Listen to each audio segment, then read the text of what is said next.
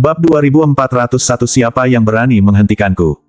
Setelah helikopter mendarat, palka terbuka dan 3 orang turun. 2 pria berjas seperti penjaga dan yang lainnya adalah seorang lelaki tua mengenakan kimono hitam dengan pedang panjang tergantung di pinggangnya. Mereka bertiga memang tidak tinggi, tapi auranya tidak lemah sama sekali. Apalagi lelaki tua berkimono hitam yang menjadi pemimpinnya, memancarkan tekanan dahsyat tanpa terlihat. Beberapa orang melihat lelaki tua itu dan buru-buru menundukkan kepala, tidak berani menatap lelaki tua itu. Ketakutan datang dari lubuk hati mereka. Untuk sementara, banyak orang mulai menebak-nebak identitas pengunjung tersebut. Dari pakaian lelaki tua itu, mereka menduga pihak lain adalah master yang diutus oleh negara pulau kecil itu. Tuan Kimura Ito, kamu pasti lelah dalam perjalanan kamu. Saat ini, terlihat Yongibai membungkuk hormat kepada lelaki tua itu, menyapanya dengan kagum, terlihat hati-hati, tanpa sedikitpun kesombongan yang dimilikinya saat memperlakukan masyarakat Kyushu sebelumnya. Ternyata lelaki tua inilah yang ditunggu-tunggu oleh Yongibai, Kimura Ito, ahli kendo nomor 1 di pulau itu. Dengan ekspresi jijik terhadap semua makhluk hidup, Kimura berjalan menuju ruang konferensi. Pada saat yang sama, dia bertanya pada Yongibai, yang seperti anjing penjilat di sebelahnya, bagaimana kabar murid aku? Aku membantu kamu menyelesaikan masalah dengan cukup lancar. Mendengar hal tersebut, Yongibai sedikit gemetar dan langsung menjawab dengan jujur, maaf Tuan Kimura Ito, murid-murid kamu. Kimura Ito tiba-tiba mengerutkan kening dan berkata dengan dingin, apa yang terjadi dengan muridku? Yongibai sudah berkeringat dingin, dia tergagap, dia sudah mati. Aku baru mendapat kabar pagi ini. Apa? Mendengar kabar tersebut, Kimura Ito langsung melepaskan niat membunuh yang kuat ke sekujur tubuhnya.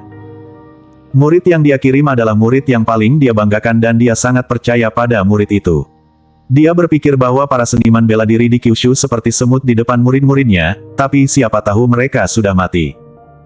Kimura Ito melanjutkan, siapa yang melakukannya? Beraninya dia menyentuh muridku. Apakah dia pikir umurnya panjang?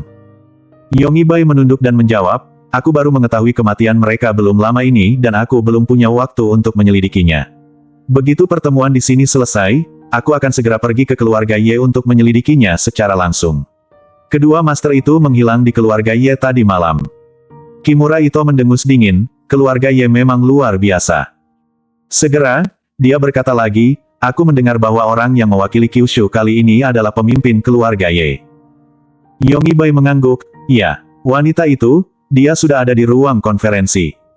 Kimura Ito tidak berbicara, tapi melangkah ke pintu aula. Merasakan amukan Kimura Ito, mata Yongibai berbinar-binar dan diam-diam dia berkata dengan bangga, Kalista Ye, hari ini adalah hari kematianmu, hahaha. Mulai sekarang, seluruh Kyushu akan menjadi wilayahku. Saat ini, beberapa petugas keamanan di ruang konferensi menghalangi jalan Kimura Ito. Tuan, silakan berhenti. Kimura Ito sudah terlanjur marah, saat melihat seseorang menghalanginya, aura pembunuhnya tiba-tiba menjadi lebih kuat. Ketika petugas keamanan di ruang konferensi melihat hal ini, mereka pun mengeluarkan senjatanya dan suasana tiba-tiba menjadi tegang. Petugas keamanan pemimpin dengan sabar berkata lagi, ada persyaratan untuk memasuki ruang konferensi. Tidak seorang pun diperbolehkan masuk dengan membawa senjata. Pak, mohon simpan senjata di sini untuk sementara dan bawa pergi ketika kamu keluar setelah pertemuan.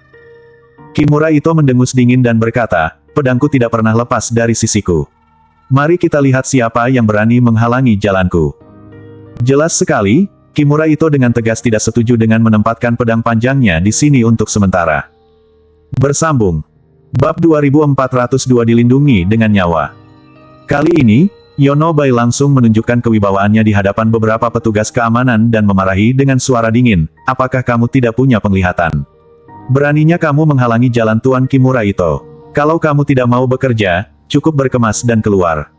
Tuan Kimura Ito adalah tamu terhormat yang diundang oleh Kyushu.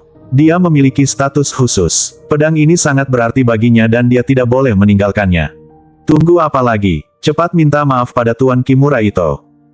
Beberapa petugas keamanan tentu saja mengetahui identitas Yongibai dan mereka tiba-tiba menjadi malu.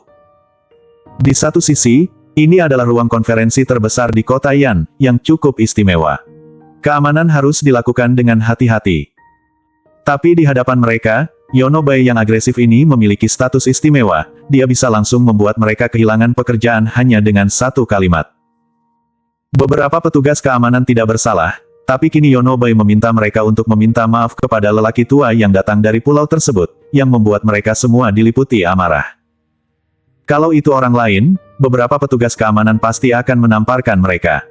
Lagi pula, personel yang bisa bertanggung jawab atas keamanan di sini juga terbilang mampu, apa daya pihak lain adalah Yonobai sehingga mereka hanya berani marah dalam hati.